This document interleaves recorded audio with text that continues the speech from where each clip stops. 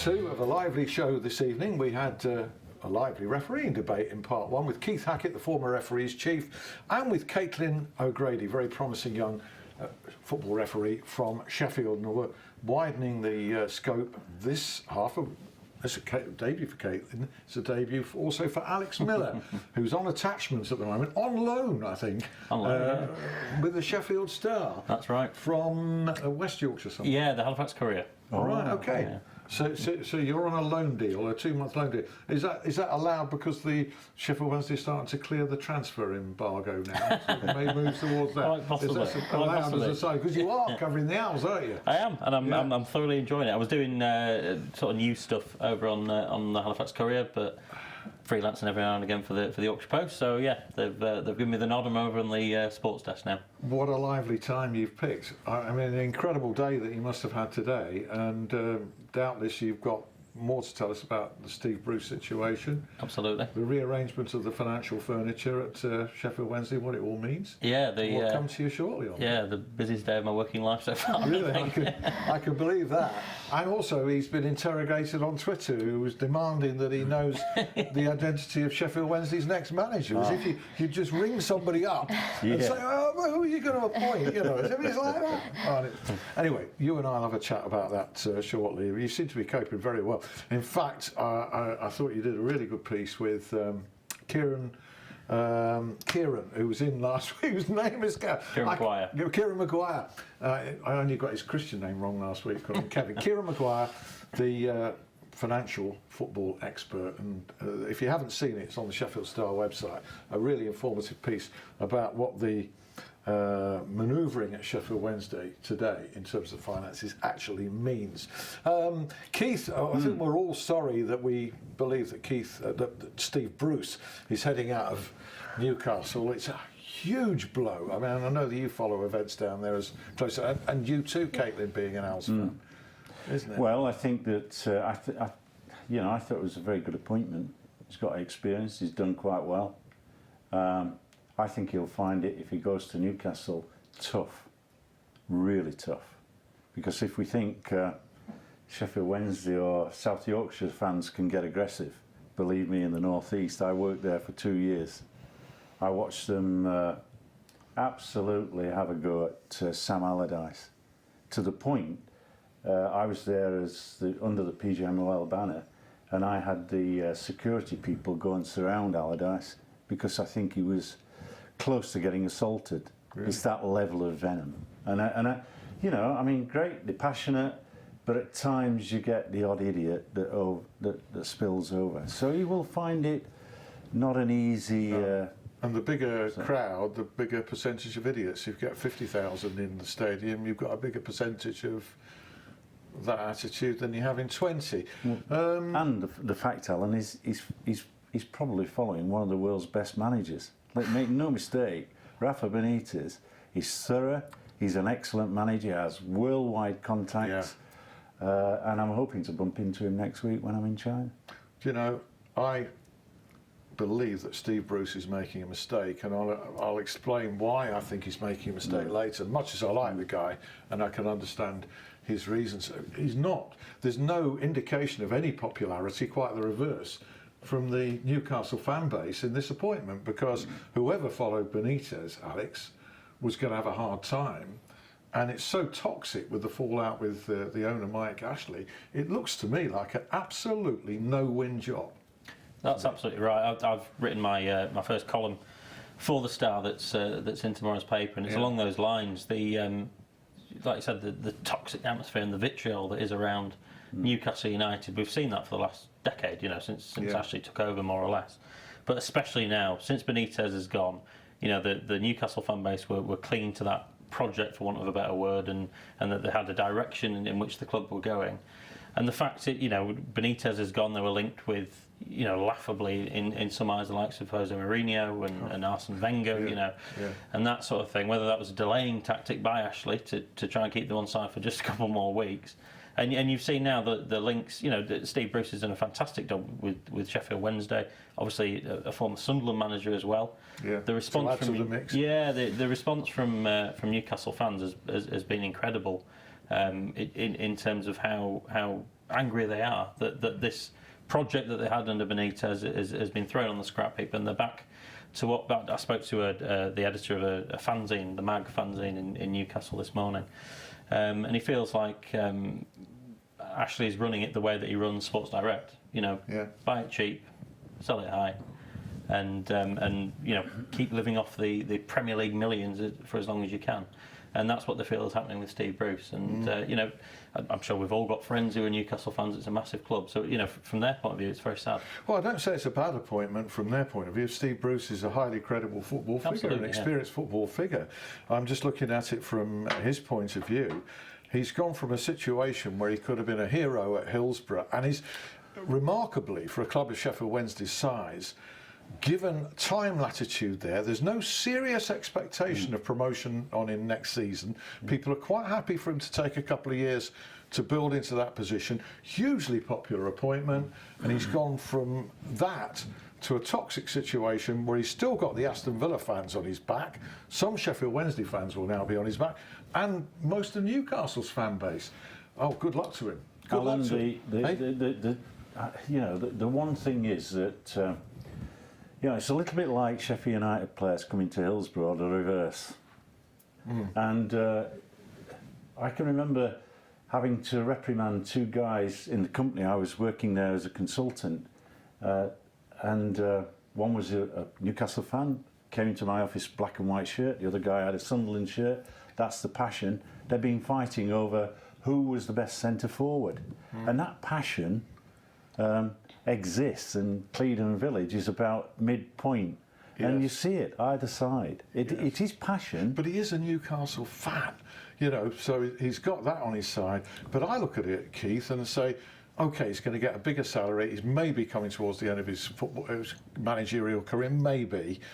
A big last earning job, bigger salary.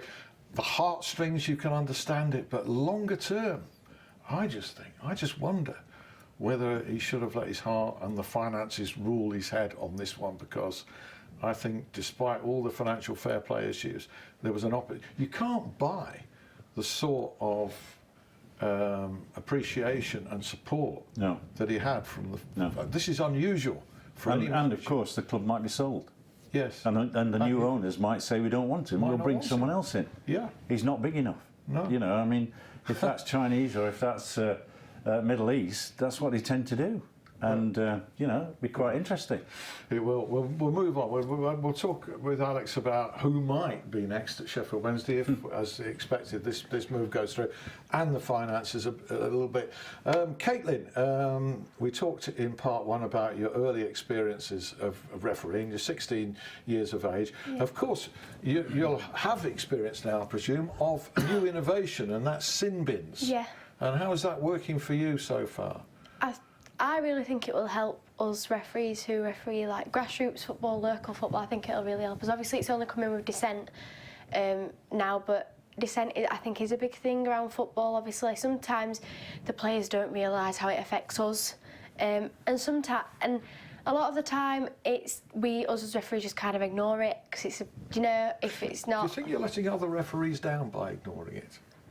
Some referees may, yeah, because obviously I'll referee a game one weekend, maybe ignore it, and a referee will turn up next week and have different expectations to me, and he or she'll get the same, and maybe then they'll get, which now is a sin bin, but before maybe I've got a caution or maybe a sending off. So it's all different. I think dissent is a very subjective kind of thing around football. How extensively have you used the sin bin so far? I haven't used it yet. You haven't? I haven't used it yet. You haven't found need to use it? No. I mean, from the way you're talking very eloquently here, I imagine that you're communicating pretty well on the field with players. Yeah. Is that? I think that's a big thing, communicating with players as a referee. I think, obviously, if you're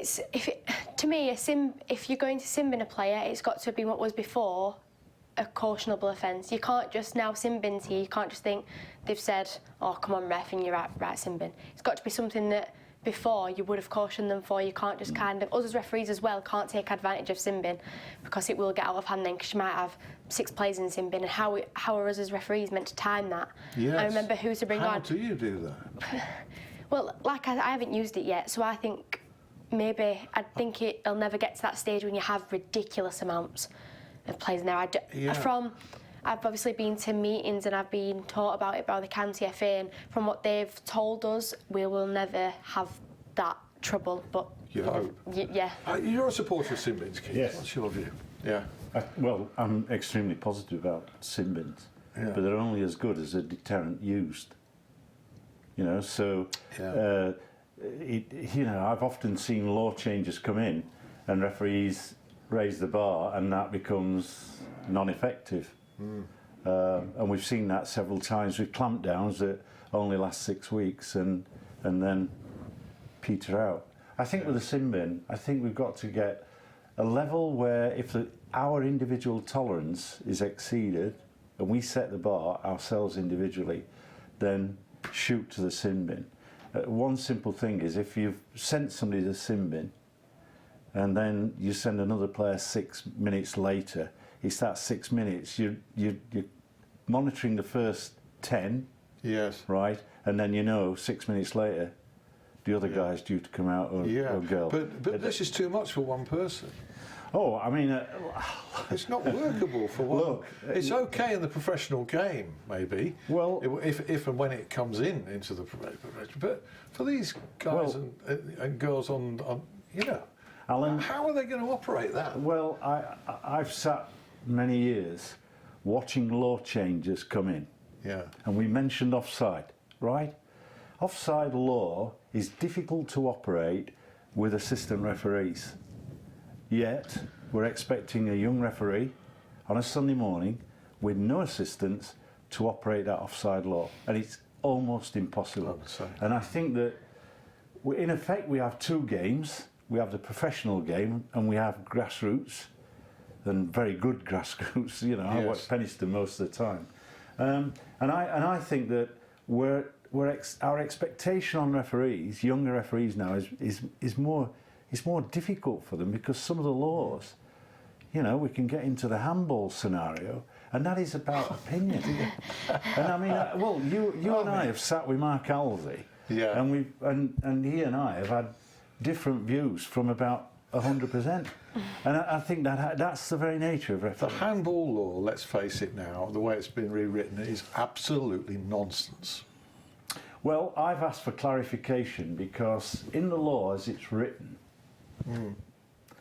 it does say that the handling of a goalkeeper, the ball strikes the arm of the goalkeeper and goes in, right? It's no goal. Yeah.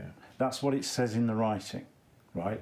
What they've not done is, and they should have done, is said that's applicable to attacking players who've gone up into the penalty area. Yes. But they haven't done. They haven't clarified it. And so I had a debate on the train a few weeks ago with a guy who had got the law on his machine, and he's saying, what about this? And I'm saying, no, that's only applicable to the attacking team. Yeah. But we're still asking IFAB for clarification. Let's have a look at what Mike Riley has been making some good noises, in my opinion, is the head of referees in this country, about operating a very high bar on VAR. And I've been to a tutorial of VAR at Stockley Park, and I know that is the very good intention, that things that are debatable, they don't want the VARs to constantly come in. And he's also said that the kind of penalties that, in fact, the penalty that we saw in the Champions League final for the handball, which really was a ball hitting an arm, will not, he says, be given in the Premier League. Well done. I applaud Mike Riley. What do you say? The game is played around the world, and we have a responsibility that the laws are what we have to accept from the IFAB and not Mike Riley. Yeah. And as a consequence... I prefer his interpretation. Well, you may or may not. I mean, I prefer, for example, that there's no substitutes because it involves me putting the board up and all the nonsense that goes off. I think in reality, I understand what he's trying to get at. I think he's trying to say it's got to be a serious and obvious error. Yes. But let me tell you this. Penalty kick, not given, or given, is a serious and obvious error. Tell me where the bar's going to fit. Are we going to say, right, you've given it, we're accepting it, no VAR involvement? Or are we saying... Look, if it's like the England penalty, which is an incident debatable both ways, which we were looked at for about 5 minutes, That VAR shouldn't be Shouldn't have coming come on in. that. Shouldn't have come in. No. And the VAR is trying to justify his position Yeah. because his interference. Yeah. But at the end of the day, you know, I want to know if he is going. My age-old subject is grappling in the penalty area, where physically people grab around their opponents to prevent them getting the ball, and we are seeing week in, week out that ignored. We had Mike Dean take decision, punish it by a penalty kick, and got castigated by everybody for doing that. This is where VAR can do good. Yeah. One area. It can, but just a minute. Sorry. The bar's been hired. So what do we know?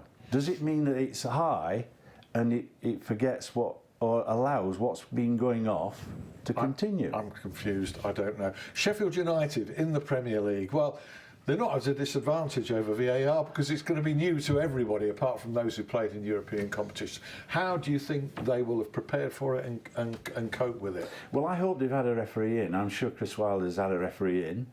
Ideally, someone like Craig Pawson. And looked at all the new laws and how they impact on the game. I would expect for free kicks, where there's 3 or more players, he's going to be saying, I'm going to lay 3. If I'm going to fit a defensive wall, I'm always going to have 3 players. And he knows then that the opponents have got to be away from the wall. But then what we're seeing, and what we saw on one occasion in the World Cup, was the attacking players stand a metre in front of the wall. Yes. And you saw for a minute this was something new for the referee. Yes. It's those sort of things on the field that they need to be really up to play with. And of course, drop ball. Yeah. And the goal kick. There's a lot going on. There's too much for referees. You're not put off, are you? No. No, not. No. I'll come back to you for your Caitlin, for your ambitions shortly. Let's try and keep it as simple as possible. The Sheffield Wednesday financial restructuring. The stadium sale has been confirmed today. It took place some while ago, in fact, for about £38 million, which, funnily enough, was pretty much approximately the figure that Dapon Chansiri paid for Sheffield Wednesday at the outset.